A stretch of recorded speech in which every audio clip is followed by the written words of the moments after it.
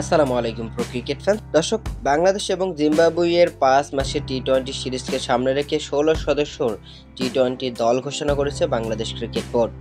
তো কোন 16 জন আসলে বাংলাদেশ জাতীয় দলে আবারও ডাক পেল, চলুন নতুন মুখ কে কে আছে আমরা একটু দেখে নিই। শুরুতে আছে অধিনায়ক নাজমুল হোসেন শান্ত, তারপর আছে লিটন কুমার দাস উইকেট রক্ষক, তানজিদ হাসান তামিম আছে, এনামুল হক বিজয় আছে, সাকিব আল হাসান আছে, মাহমুদুল্লাহ রিয়াদ আছে, তাহিদ হৃদয় আছে, জাকের আলী আছে, শামীম পাটোয়ারি আছে, রিশাদ হোসেন আছে, শেখ মেহেদী হাসান আছে, মারুফ হোসেন মিধান নতুন মুখ, তাসকিন আহমেদ আছে, হাসান মাহমুদ আছে, মোহাম্মদ সাইফুদ্দিন আবারও ডাক পেয়েছেন জাতীয় দলে, তারপরে শরীফুল ইসলাম। মুস্তাফিজুর রহমান নেই এই 16 সদস্যের টি-20 স্কোয়াডে। তবে কেন মুস্তাফিজুর রহমানকে আইপিএল থেকে নিয়ে আসা হচ্ছে, এটাই আমার প্রশ্ন।